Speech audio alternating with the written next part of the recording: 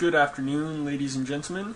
It is once again October 15th, 2011. I'm going for my second video of the day here, which is going to be a new streak, which is well deserved for you guys since you've waited pretty much 5 or 6 months since I released my last batch of videos. So, without further ado, we're going to jump right into it. What we're doing is we're learning a bit about N-Audio, which is an open source .NET audio and MIDI library released by a nice guy named Marcus, and we've been exploring a few different things so far. And today what I'm going to do is extend upon my previous tutorial and write the results of a wave input out to a wave file so that you can have it on your computer. So instead of looping back to your speakers, it'll save as a wave file, and you can use it later. You can send it to your friends, do whatever you'd like with it. So to do this, we're actually just going to build upon our previous tutorial. So here I'm going to go up and open tutorial 6, which source code is available here at giwa.com/tutorials.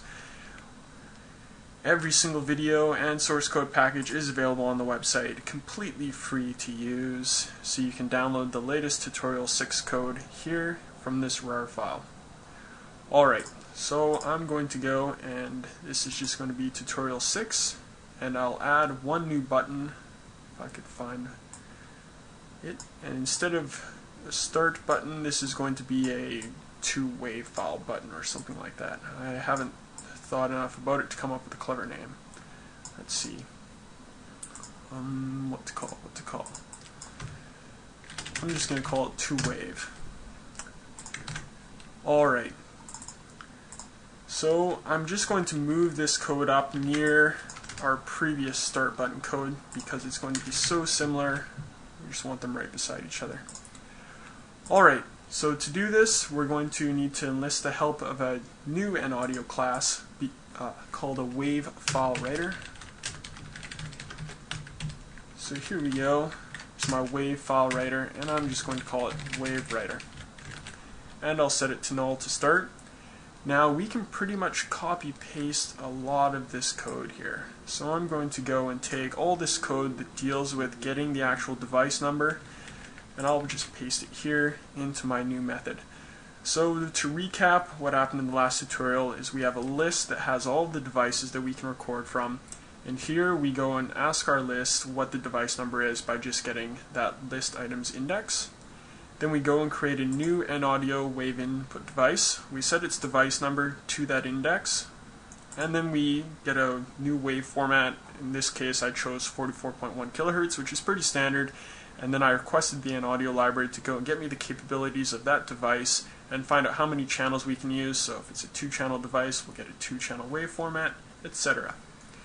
Now, the place that this differs a little bit is that we're not going to be able to simply pass something like a wave-in provider to our wave file writer. Instead, we're going to have to do something a little bit fancy here. We'll have to go and tell the source stream to actually write data as it becomes available to the wave file writer. So here's how we'll do that. We'll go and tell the source stream that we want a new event when data is available. And we'll just auto-generate this event. It's called source stream data available. And then what I'm also going to do here is I'm going to construct my wave writer. Now the wave writer takes some sort of file name, so we'll probably want to prompt the user for that. So let's do that up here. We'll go and ask for save file dialog.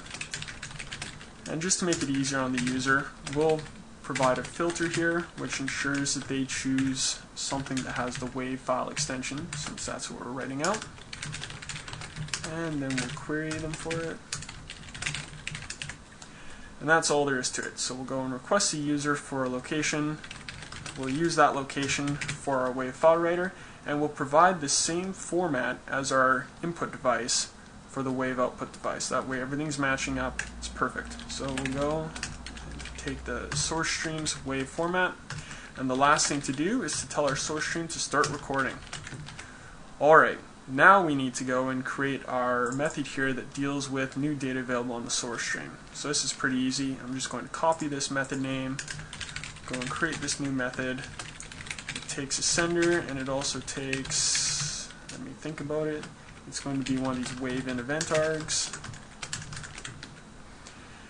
Now the first thing we should do this should never happen in practice, but we'll just check to make sure that our WaveWriter exists. If it doesn't exist, we'll just exit from this method. And then the next thing we'll do is we'll go and tell our WaveWriter that we want to write some data to it. And the data is some sort of byte array, which is actually in our arguments here. So there we go, the buffer. The offset is 0 because we want to write the entire array of data. And then the count is the bytes recorded. It's part of these event arguments. And that's pretty much it. We can ensure that the WAV file gets written by flushing the data after each write, so that way it's not held in RAM, it's actually flushed to the disk. And then finally we'll do a little bit of a dispose method here. Oop, I don't know where that came from. If the WaveWriter is not null, we'll go and tell our WaveWriter to dispose of itself, which should also call the flush method as well, and then we'll set it to null. Now that's all there is to it. We've got our event deals with getting data. We've got something that requests a location for the WAV file as well as gets the device number, sets up the WAV input, sets the event to call, creates the WaveWriter, starts recording. Let's give it a try. We'll go and refresh our sources to get a list of all the sources. And I'm going to choose my desktop microphone. And here I'm going to choose 2Wave. So now let's try this out. Call this test2.wave because I already have a test.wave there.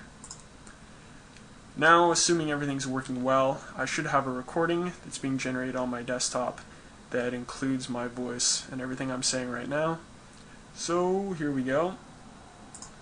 Click stop, exit the program. And let's go check out that WAV file. Oh, we don't need a picture of me there. Open that with something like VLC. Now, assuming everything's working well, I should have a recording that's being generated on my desktop. Very cool. So that all seems to work perfectly. So in this tutorial, to recap, we've taken a WAV input device and then we've written it to a WAV file. So now you can use that WAV file in things like recording and your mixing application, whatever you'd like.